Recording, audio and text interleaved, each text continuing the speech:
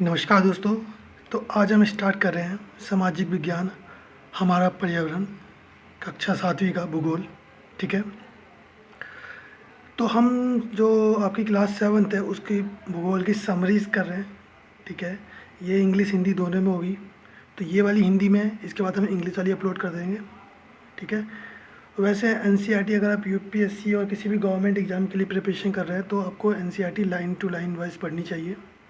लेकिन यदि आप रिवीजन पर्सपेक्टिव से देख रहे हैं तो आपको ये वीडियो देखना चाहिए। और यदि आपके पास टाइम नहीं है एनसीईआरटी पढ़ने का पूरा, तो आप ये वीडियो देख सकते हैं, अदरवाइज़ अपना टाइम वेस्ट मत कीजिए। ठीक है। ये समरीज होगा। और जो ये एक्चुअली क्या है, जो टॉपिक है, तो एक चैप्टर में हमने कहीं कहीं से भी उठाए हुए पॉइंट्स। ठीक है। तो इस सारे पॉइंट को मर्ज किया हुआ और चैप्टर तो फॉलो किया हुआ है पूरा। ठीक है। तो आज हम चैप्टर 1 करेंगे।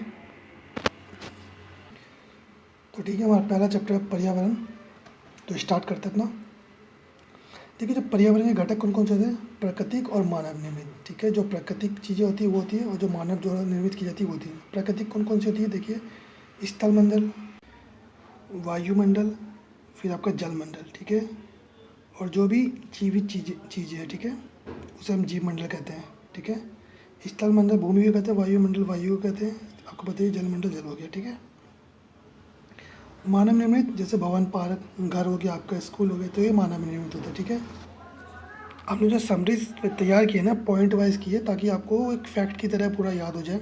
ठीक है। और वीडियो 1 से 2 बार देखेंगे तो और अच्छे से याद हो जाएगा। और एक चीज़ और कर लेना, एनसीईआरटी की बुक खोलना और उसकी सारी इमेज देख लेना इस चैप्टर की एक बार। ठीक है।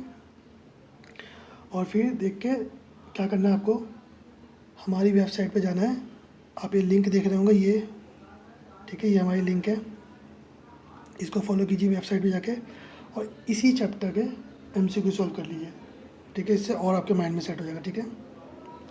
चलिए, ये पॉइंट क्या? वह स्थान, लोग, चीज़ें, प्रकृति जो किसी भी जीवित जीव को घेरे रहती है पर्यावरण कहलाती है। ठीक है।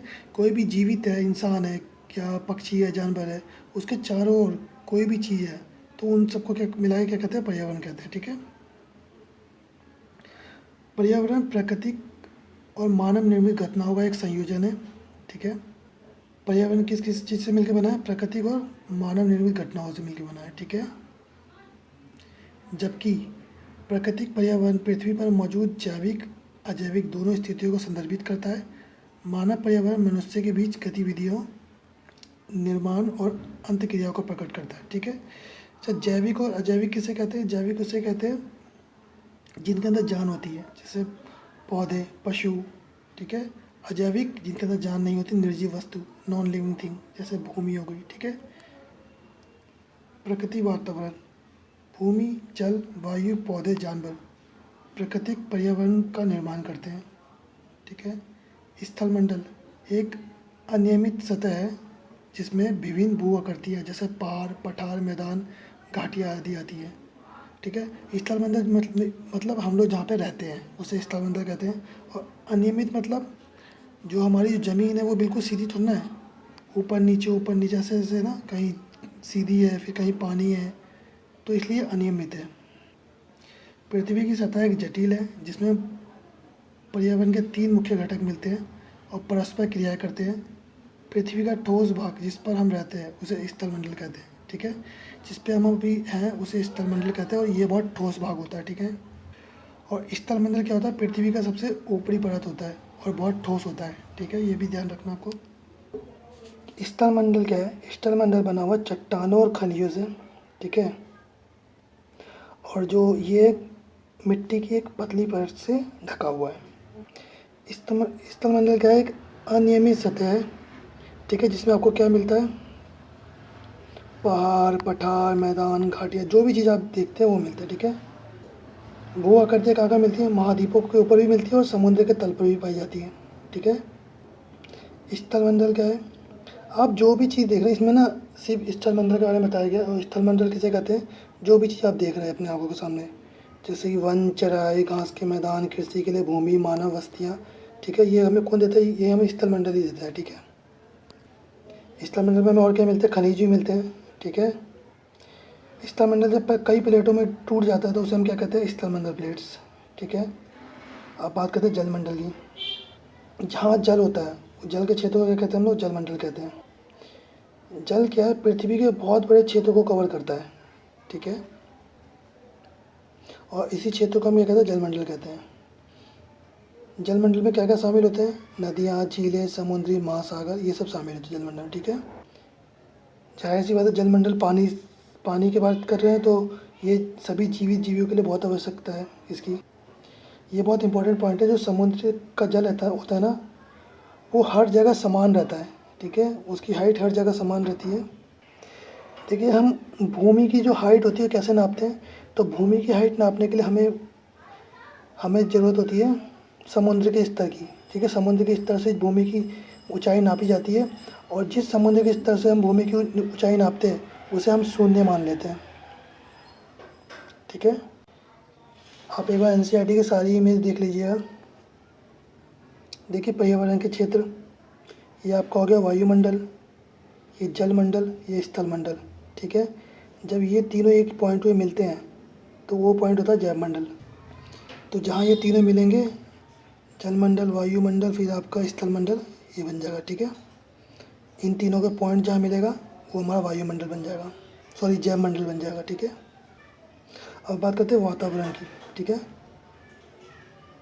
वायुमंडल क्या है? विभिन्न गैसों का मिश्रण है, ठीक है, जो पृथ्वी के चारों ओर से घिरे हुए हैं, ठीक है, जो पृथ्वी के चारों ओर है।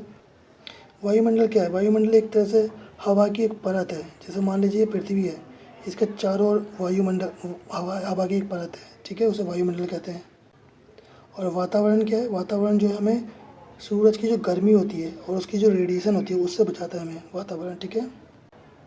जो पृथ्वी का द्रव्यमान है, ठीक है, उसमें वायु का रोल बहुत ज़्यादा है, ठीक है। और जो वायुमंडल के कुल द्रव्यमान का 99% पृथ्वी की सतह से 32 किलोमीटर की ऊंचाई तक सीमित है, ठीक है। जो 99% है ना वायुमंडल का द्रव्यमान, वो पृथ्वी की सतह से 32 किलोमीटर की ऊंचाई तक सीमित है, ठीक है, सिर्फ 32 किलोमीटर की ऊंचाई तक ही है। ये आपको पता चल गया। वायुमंडल पृथ्वी के चारों ओर हवा की पतली परतें हैं, ठीक है, ठीक है। जो पृथ्वी का जो गुरुत्वाकर्षण है, उसी की वजह से जो वातावरण है, वातावरण को पृथ्वी की तरफ घेरे रखता है, ठीक है। ये हमें पता ही है कि सूरज की किरणों से बचाता है हमें। वायुमंडल में क्या क्या होते हैं? गैस होते हैं, धूल होते हैं, फिर जलवाष्प होते हैं, ठीक है। वातावरण में जब भी परिवर्तन होता है, इसी से मौसम और जलवायु में परिवर्तन आता है। और जो वायुमंडल की जो ऊपरी परत होती है, ठीक है, ऊपरी परत में जो गैसों का अनुपात ऐसे बदलता है कि जब आप देखेंगे कि 120 किलोमीटर की ऊंचाई पे के बाद जाने के बाद ऑक्सीजन लगभग ख़त्म ही हो जाता है ऊपर, ठीक है। ओजोन क्या है? वायुमंडल का एक अन्य महत्वपूर्ण घटक है, जो पृथ्वी की सतह से 10 से 50 किलोमीटर के बीच पाया जाता है। कहाँ पाया जाता है? 10 से 50 किलोमीटर के बीच पाया जाता है, और एक फ़िल्टर का काम करता है। फ़िल्टर का काम किस लिए करता है? क्योंकि जो सूर्य की जो पराबैंगनी किरणें आती हैं उसके अपने अंदर अवशोषित कर लेता है, ठीक है, ऑब्जर्व कर लेता है, और उन्हें पृथ्वी तक पहुंचने नहीं देता है, ठीक है, उसे रोक के रखता है। वायुमंडल में छोटे ठोस कणों को रखने की पर्याप्त क्षमता होती है, ठीक है, जो विभिन्न स्रोतों से उत्पन्न हो सकते हैं। और इसमें समुद्री लवण, महीन मिट्टी, धुएं की कालिक, राख, पराग, धूल, उल्काओं से विघटित कण शामिल होते हैं, ठीक है, ये सब वायुमंडल में मिलते हैं। देखिए, जो वायुमंडल में परमानेंट गैसेस कौन कौन से होते हैं, ये आपको एक बार पढ़ लेना चाहिए। नाइट्रोजन परमानेंट गैस है वायुमंडल का, ऑक्सीजन है, आर्गोन है, कार्बन डाइऑक्साइड है, नियोन है, हीलियम है, क्रिप्टो है, जीनोन है, हाइड्रोजन है, ठीक है। सबसे ज़्यादा वातावरण में क्या मिलता है हमें? नाइट्रोजन, उसके बाद ऑक्सीजन। ये हमें याद रखना है, दोनों नाइट्रोजन मिलता है और ऑक्सीजन मिलता है, ठीक है। इसके नीचे के भी दो देख लीजिए, एक है आपका आर्गोन और एक आपका कार्बन डाइऑक्साइड।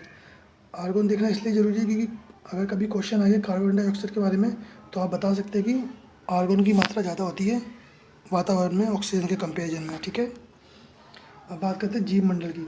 जीव मंडल को मैं अभी पिक्चर में दिखाया था। जीव मंडल किसे कहते हैं? जहाँ पे भूमि, जल, वायु एक साथ मिलते हैं, उस पॉइंट को कहते हैं जीव मंडल, ठीक है।